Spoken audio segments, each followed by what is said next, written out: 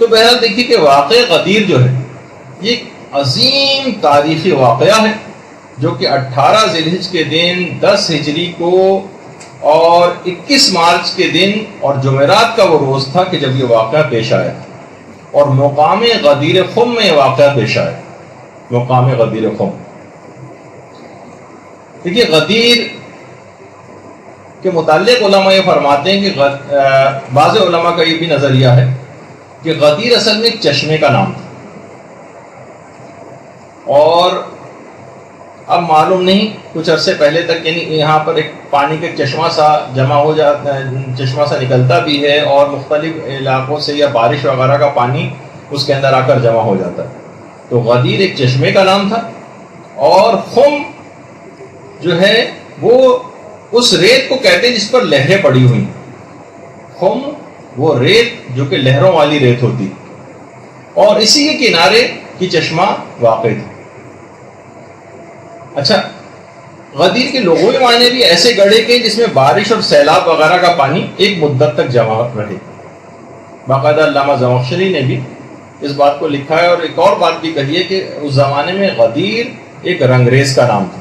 تو مختلف قسم کے سلسلے میں باتیں.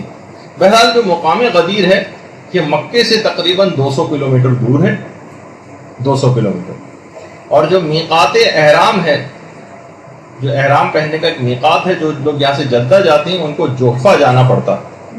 یہ غدیر خم جہاں آپ کو گول دائرے کے اندر جو جگہ مینشن ہو رہی ہے اس کے اندر, اس کے برابر میں آپ ایک جگہ دیکھ رہے ہیں جو جس میں لکھا ہوا ہے جوفہ. یہاں پر جدہ جانے والے یہاں پر جا کر احرام باندھتے ہیں اور یہ جوفہ میدان غدیر سے تقریباً 2 میل کے فاصلے پر. اچھا جوفہ کے معنی اصل میں کوچ کرنے کے معنوں میں. ایک زمانے میں جب سیلاب یہاں پر آیا تھا تو یہاں سیلاب کی وجہ سے اس علاقے کے لوگوں کو کوچ کر کے کہیں اور جانا پڑ گیا تھا, اس وجہ سے بھی اس کا نام جوفہ پڑ گیا. اور یہ جو واقعہ غدیر یہاں پر پیش آیا تھا, اس واقعے کی یادگار میں ایک مسجد بھی یہاں پر بنائی گئی تھی کہ جو کہ مسجد غدیر کے نام سے تھی. اچھا اس کے بعد پھر اس مسجد کو خلافت ثانیہ کے دور میں منہدم کر دیا گیا, ختم کر دیا گیا تھا اس مسجد کی یادگار کو. لیکن بعد میں امیر المومنین کی خلافت کے زمانے میں اس مسجد غدیر کو دوبارہ تعمیر کیا گیا تھا. اور اس کے بعد حاکم شام کا جب اپنا دور آیا تو اس نے 200 افراد کو بھیج کر اس پیغمبر اسلام کی اس یادگار کو شہید کروا دیا اور یہ مسجد جو ہے وہ پھر زمین بوس ہو گئی. اور آج سے تقریباً 100 سال پہلے تک مسجد غدیر کے مقام پر قائم تھی, موجود تھی. اور لوگوں نے اس کو پھر دوبارہ سے تعمیر کر لیا تھا, مگر وہابیوں کے دوبارہ سے وہاں قابض ہونے کے نتیجے میں اور ان کی تمام کو آثار کو مٹانے کے عقیدے, نظریے اور دشمنی اہل بیت کی وجہ سے اس مسجد کو پھر منہدم کر دیا گیا. وہاں اس مسجد کے اب کوئی آثار باقی نہیں. اور آج کل بھی اگر کوئی حاجی حضرات وہاں پر جاتے بھی ہیں تو میدان غدیر اور اس طرف جانا وہ ایک ممنوع زیارت ہے, وہاں کسی کو جانے کی قانوناً اجازت نہیں. اچھا ایک بات اس میں اور بتا دی جائے کہ اعلان غدیر کو ایک عام حکم نہیں تھا. دیکھیے اس سے پہلے جتنے بھی احکامات ہوتے تھے وہ پیغمبر اسلام یا تو اپنے گھر میں وہ تمام احکامات دیتے تھے یا پھر مسجد نبوی میں پیغمبر وہ تمام احکامات دیا کرتے تھے. یا تو مسجد نبوی میں احکامات ہوتے تھے یا گھر میں پیغمبر سارے احکامات دیتے تھے اور پھر تمام افراد کو ان احکامات کی اطلاع دی جاتی تھی. لیکن یہ عجیب شان کا حامل اعلان تھا جس کے لیے کتنی دور دراز کی جگہ منتخب کی گئی.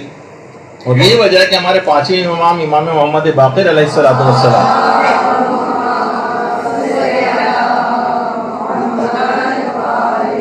فرماتے کہ غدیر کے دن کی معنی کسی حکم کا بھی اعلان نہیں ہوا جیسا کہ غدیر کے دن کا اعلان ہوا, اور کہا کہ اے رسول اگر تم نے اس حکم کو نہیں پہنچایا تو گویا کوئی کار رسالت ہی انجام نہیں دیا. آج تک کبھی کسی حکم کے متعلق پیغمبر کو یہ بات نہیں کہی گئی. کسی حکم کو پہنچانے میں پیغمبر اتنے متفکر نہیں ہوئے, اتنے پریشان نہیں ہوئے جتنا اس حکم کے پہنچانے میں پریشان تھے, کیونکہ پیغمبر اسلام اس بات کو جانتے تھے کہ اگر اس بات کو لوگوں نے قبول نہیں کیا تو امت کے لیے ہلاکت ابدی مقرر ہو جائے گی, جنت میں ان کا داخلہ ناممکن ہو جائے گا. کسی بھی حکم کو بیان کرنے میں پیغمبر نے کبھی اتنے بڑے مجمع کا سہارا نہیں لیا اس سے پہلے اتنا بڑا مجمع.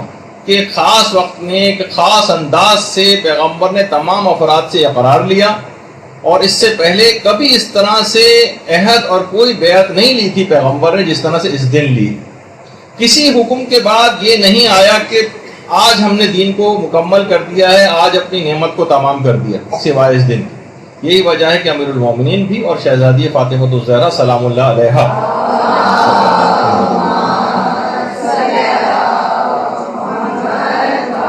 کا باقاعدہ یہ فرمان ہے کہ پیغمبر نے غدیر میں کسی کے لیے کوئی عذر باقی نہیں چھوڑا، کوئی عذر باقی نہیں چھوڑا۔ باقاعدہ بہار الانوار کی 28ویں جلد میں یہ دونوں معصومین کا فرمان۔